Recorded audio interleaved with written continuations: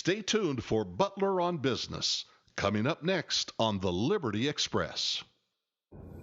Hey, this is Alan Butler. I want to apologize for the acoustics and for me riding around in my car, but I thought that the wide gap between June 2021 CPIU data that was published a couple days ago, the official number, and the underlying raw data, that gap was so great that it was worth me hopping on for a couple minutes to describe what's really going on.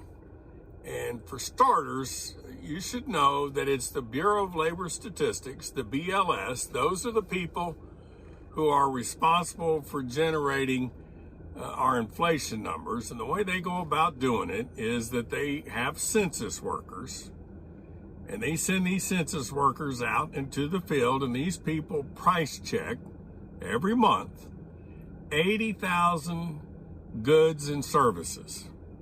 So sometime when you're in the grocery store, if you see somebody that's not a store employee and they look like they're price checking, in all likelihood, that's one of those BLS/Census Bureau workers.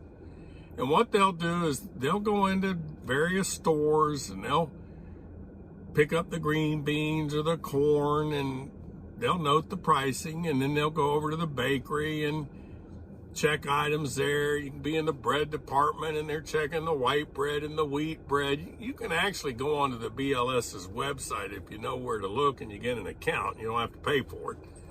And you can look at the raw data.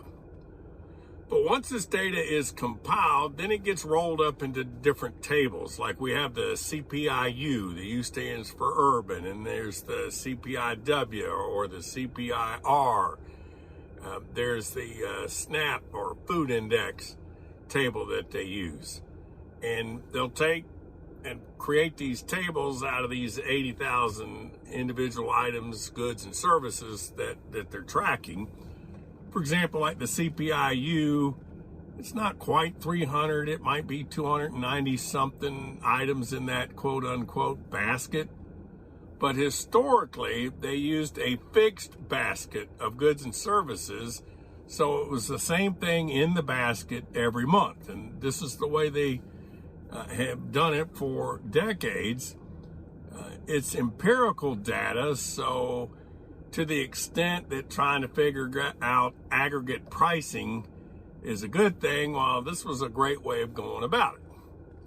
But in the mid-90s, 1996 to be exact, and that was when Bill Clinton was president and the Republicans controlled both houses of Congress, the government decided at that point that they were going to try and save Social Security. I don't know how many times it had been, but they're always every few years saving Social Security.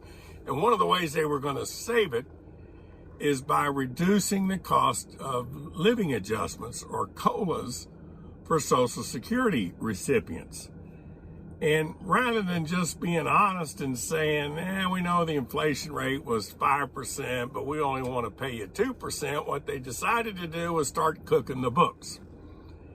And they did this by forming the Boskins Commission, BOSKIN''S, the Boskins Commission. And the way they spun it is that they felt like the inflation rate that was being published overstated inflation, and they thought it had an upside bias of 1.1% to as high as 1.3%. So they decided they were going to manipulate that number down to get rid of this so-called bias. And the way they accomplished this was through various manipulations that they perform on the raw data. Take, for example, one that really irks me is the substitution bias. And I'll give you an example. A year ago, if you were shopping at Good, you could buy, say, a ribeye for $6.99 a pound. Well, today you go out and try and buy a ribeye, hell, it could be $11.99. So they don't want to show that the ribeye's gone up $5 a pound, so they begin to substitute. They figure that rather than paying $11.99 this year for something you paid $6.99 for last year, that instead of buying ribeyes, you're going to buy ground sirloin. And ground sirloin, depending on where you get it, might be $5.99 a pound. So they'll take something that went up by nearly double and swap it for something that went down by 20%. So they've substituted something in and out of that basket to lower that inflation rate. So, and they're doing this across the board, covering those almost 300 items in that used to be fixed basket. Another thing that they do, they call our hedonic adjustments. And the way the hedonic adjustments work is that if they perceive, they being, people manipulating the data, if they perceive that the quality is better this year than last year, well, even though the merchandise might cost more because it's got better quality, they'll reduce it. I'll give you an example, like automobiles. Let's say last year's model had front airbags and this year's model has side airbags. Well, you got more airbags this year than you had last year. So even though the cost of the car's gone up 10%, they're going to say it went down 5% because you got extra airbags that you didn't have a year ago. So those are hedonic adjustments.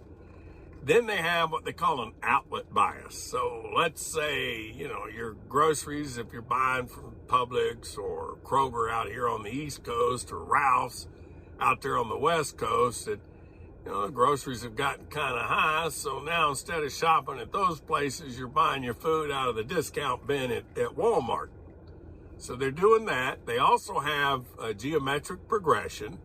So they give more weighting to things that are going down in price and less weighting to things going up in price. And through these manipulations, they'll take a rate that used to be generated using empirical data and turn it into this reduced inflation rate. And this has been going on since the mid-90s. I'll tell you the impact of it though. In the month of June 2021, if we go by the Reagan-era methodology, which is the way they used to tally it before they did all these manipulations, the June year-over-year annualized number was 13.4%. But the Boskins number, which is what we've got now, is, 5.38%, rounded up to 5.4%. So, the actual inflation rate, according to the way they used to do the tables, is about 250% higher than the rate that was reported as the official number. Now, I have several problems with that. First of all, look at the news media. You want to talk about some fake news. These people should know that they changed the way they used to tally inflation. And it doesn't take them any length of time at all if they know where to look to find out what the number really was. But they're repeating this 5.4% number like it was gospel. And they're saying it's the highest inflation we've seen in 13 or 14 years. But if we go back to the way they were counting it way back, let's say 1980, that's the highest number we've had since 1980. That's a 41-year high. And for those of you that were around back in 1980, that was Jimmy Carter. I had a 15.75% mortgage. The prime rate was 21%.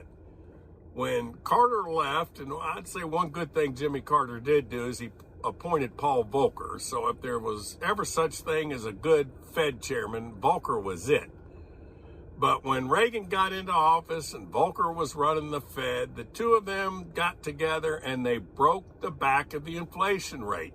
They gave us a 21% prime rate. And they got the inflation rate down to a very manageable number.